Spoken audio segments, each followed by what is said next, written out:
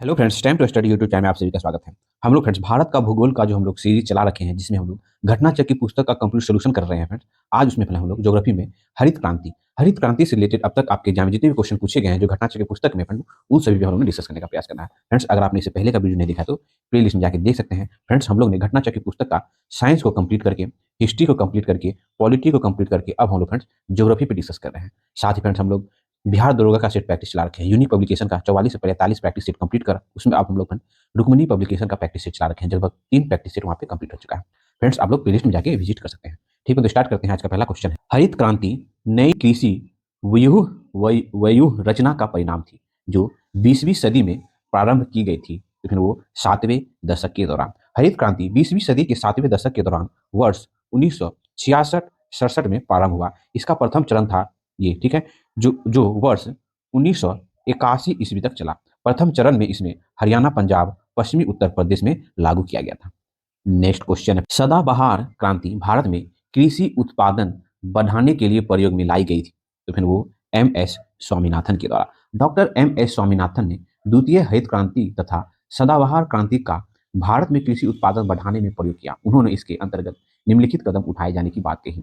मृदा स्वास्थ्य उन्नयन के लिए रासायनिक खाद के साथ साथ जैविक व कंपोस्ट खाद का उपयोग किया जाना। ठीक है, दूसरा है रेन वाटर हार्वेस्टिंग तथा भूमि सुधार कृषि को भी उपयोग की भांति सुविधाएं प्रदान की जानी चाहिए। इसके लिए कृषि आर्थिक शेष तथा संविदा कृषि पर बल देना आवश्यक है। ये सभी बातें एम एस स्वामीनाथन ने द्वितीय हरित क्रांति, जिसे सदाबहार क्रांति कहा गया था, उसके बारे में कहा गया था। नेक्स्ट क्वेश्चन है, नॉर्मन ऑगस्ट बोरलोंग को हरित क्रांति के जनक माने जाते हैं। तो फिर वो संयुक्त राज्य अमेरिका के थे, है ना, किस देश के थे? तो अमेरिका के थे। देखिए, नॉर्मन ऑनेस्ट बोरलोंग को हरित क्रांति का जनक माना जाता है। इसका जन्म जो है वो 25 मार्च 1914 ईस्वी को अमेरिका के आइओवा प्रांत में हुआ था। ठीक है, नेक्स्ट क्वेश्चन है, इसे जो है विश्व में ना नॉर्मन ऑस्ट, है ना, ऑनेस्ट बोरलोंग को जो है वो हरित क्रांति का जनक माना जाता है विश्व में, और वही भारत में जो है वो डॉक्टर एम एस स्वामीनाथन को हरित क्रांति का जनक माना जाता है। नेक्स्ट क्वेश्चन है, विश्व में हरित क्रांति का जनक, हरित क्रांति के जनक हैं। तो फ्रेंड, विश्व में हरित क्रांति के जनक जो है नॉर्मन ई बोरलॉन्ग जो है वो विश्व में हरित क्रांति के जनक है। वही भारत में हरित क्रांति के जनक जो है वो एम एस स्वामीनाथन है। ठीक है, नेक्स्ट क्वेश्चन है, हरित क्रांति से गहरा संबंध रहा है। तो फ्रेंड्स, हरित क्रांति से है डॉक्टर स्वामीनाथन का जो है वो गहरा संबंध रहा है, और यह भारत में हरित क्रांति के जनक है। नेक्स्ट क्वेश्चन है, हरित क्रांति से अभिप्राय है। तो फिर वो उच्च उत्पादन वेराइटी प्रोग्राम से जो है वो हरित क्रांति से अभिप्राय है। भारत में हरित क्रांति का प्रारंभ वर्ष 1966-67 में हुआ माना जाता है, जब भारत में उच्च उत्पादन बीजों का प्रयोग प्रारंभ हुआ। इसके अतिरिक्त उर्वरकों का अधिक प्रयोग एवं सिंचाई सुविधा के पर्याप्त विकास पर भी विशेष बल दिया गया। भारत में उन्नत बीज के प्रयोग के कार्यक्रम की शुरुआत संयुक्त राज्य अमेरिका आधारित रॉकफेलर फाउंडेशन के सहयोग से की गई है। नेक्स्ट क्वेश्चन है, निम्न में से कौन सा एक 20वीं शताब्दी के 60वें दशक के अंतिम दौर की हरित क्रांति की प्रकृति का सबसे उचित वर्णन करता है? तो फिर वो उच्च उपज किस्म कार्यक्रम। ठीक है, ध्यान रखेंगे। नेक्स्ट क्वेश्चन है, हरित क्रांति संबंधित है, तो फिर वो गेहूं उत्पादन से संबंधित है। भारत में हरित क्रांति की शुरुआत वर्ष 1966-67 में हुई। विकसित उन्नत किस्म के गेहूं के बीजों द्वारा गेहूं की उत्पादकता को 2 से 2.5 गुना बढ़ाने जाने में सफलता मिली, जो कि हरित क्रांति का आधार बनी है। नेक्स्ट क्वेश्चन है, निम्नलिखित फसलों में से किसे हरित क्रांति का सर्वाधिक लाभ उत्पादन एवं उत्पादकता दोनों में हुआ है? तो फिर वो गेहूं में हुआ है। भारत में हरित क्रांति का उत्पादन एवं उत्पादकता दोनों में सर्वाधिक लाभ गेहूं की फसल को प्राप्त हुआ है। नेक्स्ट क्वेश्चन है, हरित क्रांति का प्रभाव किसके उत्पादन में सबसे अधिक महसूस किया गया है? तो फिर वो गेहूं के उत्पादन में। हरित क्रांति का प्रभाव जो है वो गेहूं के उत्पादन में सबसे अधिक महसूस किया गया है। नेक्स्ट क्वेश्चन है, स्वतंत्रता प्राप्ति के बाद से भारत में सर्वाधिक प्रगति की है? तो फिर वो गेहूं के उत्पादन में। भारत को 15 अगस्त 1947 को स्वतंत्रता प्राप्त हुई। उसके पश्चात वर्ष 1966-67 में हरित क्रांति का आगमन हुआ। हरित क्रांति के आगमन के पश्चात भारत में सर्वाधिक प्रगति गेहूं के उत्पादन में की गई। ऑप्शन डी हो जाएगा फ्रेंड्स। नेक्स्ट क्वेश्चन है, हरित क्रांति में प्रयुक्त मुख्य पादप फसल कौन सी है? तो फिर वो है ना मैक्सिकन गेहूं। देखिए, भारत में 1960 के दशक में जो है वो उच्च उत्पादक बीज प्रजाति, उर्वरक एवं सिंचाई के उपयोग से कृषिगत उत्पाद में वृद्धि को हरित क्रांति की संज्ञा दी जाती है। इसमें मुख्य पादप जो है वो मैक्सिकन प्रजाति का गेहूं था, जिसे बोरलोंग के मैक्सिको स्थित अंतर्राष्ट्रीय मक्का एवं गेहूं संवर्धन केंद्र से मंगाया गया था। नेक्स्ट क्वेश्चन है, हरित क्रांति के फलस्वरूप गेहूं का प्रति हेक्टेयर उत्पादन जो प्रति एकड़ उत्पादन का रिकॉर्ड अंक था, तो फिर वो 200 किलोग्राम। हरित क्रांति के फलस्वरूप गेहूं का प्रति एकड़ 2000 किलोग्राम का रिकॉर्ड उत्पादन जो है वो पहले से 3 गुना हो सका था। ठीक है, हरित क्रांति के फलस्वरूप गेहूं की पैदावार प्रति हेक्टेयर जो है वो 3507 किलोग्राम प्रति हेक्टेयर तक पहुंच गई है। नेक्स्ट क्वेश्चन है, दिए गए कूट की सहायता से हरित क्रांति के घटक चुनिए।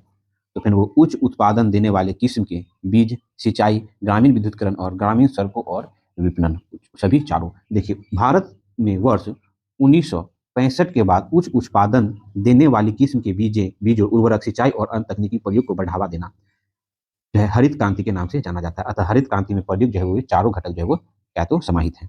नेक्स्ट क्वेश्चन है, भारत में हरित क्रांति के फलस्वरूप खाद्यान्नों के उत्पादन में वृद्धि हुई है। पहला स्टेटमेंट सही है। भारत में हरित क्रांति के परिणाम स्वरूप क्षेत्रीय असमानताओं में वृद्धि हुई है। तो ये दोनों स्टेटमेंट क्या सही है और दोनों एक दूसरे का स्पष्टीकरण भी करता है। नेक्स्ट क्वेश्चन है, इंद्रधनुष क्रांति का संबंध है। तो फ्रेंड्स, इंद्रधनुष क्रांति का संबंध है उपयुक्त सभी से है, हरित क्रांति से, श्वेत क्रांति से और नीली क्रांति से। देखिए, 28 जुलाई 2000 ईस्वी को केंद्र सरकार ने नई राष्ट्रीय कृषि नीति की घोषणा की। इस नई नीति के तहत इंद्रधनुष क्रांति की परिकल्पना प्रस्तुत की गई, जिसके अंतर्गत प्रत्यक्ष एवं अप्रत्यक्ष रूप से कृषि के क्षेत्र से संबंधित सभी क्रियाओं को शामिल किया गया, जैसे हरित क्रांति, श्वेत क्रांति, पीली क्रांति, नीली क्रांति, लाल क्रांति, सुनहरी क्रांति, भूरी क्रांति, रजत क्रांति व खाद्यान्न श्रृंखला क्रांति। तो उपयुक्त सही हो जाएगा फ्रेंड्स। नेक्स्ट क्वेश्चन है, सूची 1 सूची 2 को सम्मिलित करना है। देखिए, खाद्यान्न उत्पादन में वृद्धि से संबंधित है हरित क्रांति, दूध उत्पादन में वृद्धि से संबंधित है श्वेत क्रांति, मत्स्य पालन जो है वो नीली क्रांति और उर्वरक जो है वो भूरी क्रांति। ये सीक्वेंस फ्रेंड्स आप एक से दो बार देख के ध्यान जोड़ रखेंगे। नेक्स्ट क्वेश्चन है, गुलाबी क्रांति संबंधित है। तो फ्रेंड्स, गुलाबी क्रांति जो है वो प्याज से संबंधित है। गुलाबी क्रांति का संबंध प्याज उत्पादन से है। अन्य प्रमुख क्रांतियां तथा उसके उत्पादन इस प्रकार है, काली क्रांति जो है वो पेट्रोलियम कच्चा तेल उत्पादन हो जाएगा, नीली क्रांति जो है वो मत्स्य उत्पादन हो जाता है, हरित क्रांति जो है खाद्यान्न उत्पादन हो जाता है, लाल क्रांति जो है मांस और टमाटर उत्पादन हो जाता है, वह पीली क्रांति जो है वो तिलहन उत्पादन हो जाता है। ये सीक्वेंस आप लोग ध्यान रखेंगे।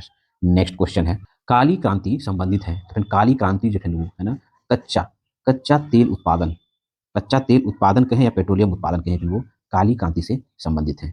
नेक्स्ट क्वेश्चन है, सूची 1 सूची 2 को सम्मिलित करना, एक तरफ क्रांति और संबंधित है। देखिए फ्रेंड्स, देखिए गोल्डन क्रांति जो है वो बागवानी एवं शहद से संबंधित है, गोल्डन क्रांति। ग्रे क्रांति जो है वो उर्वरक उत्पादन से संबंधित है। वही पीली क्रांति जो है वो तिलहन उत्पादन से संबंधित है। काली या ब्लैक क्रांति जो है वो पेट्रोलियम उत्पादन या कच्चा तेल उत्पादन से संबंधित है। ठीक है, ये सीक्वेंस आप लोग ध्यान रखेंगे। नेक्स्ट क्वेश्चन है, निम्नलिखित में से कौन सुमेलित नहीं है। तो फिर देखिए, नीली क्रांति, कुक्कुट पालन, यही सुमेलित नहीं है। देखिए, सुनहरी क्रांति का संबंध जो है वो उद्यान से है, ये सुनहरी क्रांति, तो ये सही सुमेलित हो गया। श्वेत क्रांति का संबंध जो है दूध उत्पादन से संबंधित है। वही हरित क्रांति का संबंध जो है कृषि उत्पादन से संबंधित है, जबकि नीली क्रांति जो है वो कुक्कुट पालन से संबंधित नहीं है, बल्कि नीली क्रांति जो है वो मत्स्य है ना मछली उत्पादन से संबंधित है। तो ऑप्शन सी जो है सुमेलित नहीं होगा। नेक्स्ट क्वेश्चन है, नीली क्रांति संबंधित है, तो फिर वो मत्स्य पालन से संबंधित है, नीली क्रांति। नेक्स्ट क्वेश्चन है, निम्नलिखित में से कौन सा नीली क्रांति से संबंधित है। तो मत्स्य पालन जो है उनमें से नीली क्रांति से संबंधित है। नेक्स्ट क्वेश्चन है, निम्नलिखित में से कौन सा एक भारत में नीली क्रांति से संबंधित है। तो फिर मत्स्य उत्पादन जो है उनमें से नीली क्रांति से संबंधित है। नेक्स्ट क्वेश्चन है, निम्नलिखित में से क्या भारत में नीली क्रांति से संबंधित है। तो फिर वो मत्स्य पालन जो है इनमें से क्या है, भारत में नीली क्रांति से संबंधित है, मत्स्य पालन। नेक्स्ट क्वेश्चन है, नीली क्रांति निम्न में से संबंधित है। तो कितना बार पूछा हुआ है ना, मछली उत्पादन से संबंधित है नीली क्रांति। नेक्स्ट क्वेश्चन, जीरो टिक बीज एवं उर्वरक ड्रिल विकसित किया गया था। तो फिर वो जीबी पंत कृषि एवं प्रौद्योगिकी विश्वविद्यालय पंतनगर में। ठीक है, देखिए टीलेज पद्धति के अनुसार बिना जुताई किए कई वर्षों तक खेती की जा सकती है। भारत में सर्वप्रथम जीबी पंत कृषि एवं प्रौद्योगिकी विश्वविद्यालय पंतनगर उत्तराखंड द्वारा जीरो टिल बीज एवं उर्वरक ड्रिल का विकास किया गया है। नेक्स्ट क्वेश्चन है, निम्नलिखित में से कौन कृषि क्रांति के संदर्भ में सही सुमेलित नहीं है। तो फिर वो है नीला मुर्गी पालन, ये फिर कृषि क्रांति से नहीं है। नीली क्रांति का संबंध जो है वो मत्स्य पालन से है, न कि मुर्गी पालन से। तो यही विकल्प क्या है, फिर वो सुमेलित नहीं है। बाकी सफेद क्रांति दूध, सुनहरा उद्यान, ठीक है, और हरा जो है वो अनाज है ना, हरित क्रांति। नेक्स्ट क्वेश्चन है, निम्नलिखित में से कौन सी एक फसल व्यापारिक फसल नहीं है। तो फिर बाजरा जो है वो व्यापारिक फसल नहीं है। दिए गए विकल्प में बाजरा एक व्यापारिक फसल नहीं है। वही तुलनात्मक दृष्टि से देखें तो गन्ना, कपास, केला जो व्यापारिक फसलों की श्रेणी में आते हैं। इसमें जो है नकदी फसल, इसे जो है नकदी फसल भी कहा जाता है। परंतु ध्यान रहे कि कृषि में वाणिज्यीकरण का स्तर विभिन्न प्रदेशों में अलग अलग है। उदाहरण के लिए हरियाणा और पंजाब में चावल जो है वाणिज्य की एक फसल है, परंतु उड़ीसा में यह क्या है तो जीविका फसल है ना फ्रेंड्स। हर स्टेट में उत्पादन के हिसाब से वो अलग अलग होता है। ठीक है, तो आज हम लोग भारत का भूगोल का जो हम लोग फ्रेंड्स घटनाचक्र की पुस्तक से जो सीरीज चला रहे थे, आज हम लोगों ने कृषि पर चर्चा किया। कृषि से रिलेटेड आपकी घटनाचक्र की पुस्तक में जितने भी क्वेश्चन हैं जो आपके एग्जाम में अब तक पूछे गए, उन सही पे हम लोगों ने डिस्कस करने का प्रयास किया। अगर मेरा प्रयास आपको अच्छा लगता हो तो प्लीज मेरे चैनल को लाइक करें, सब्सक्राइब करें और फ्रेंडों के साथ शेयर जरूर करें। मिलते हैं फिर नेक्स्ट वीडियो में।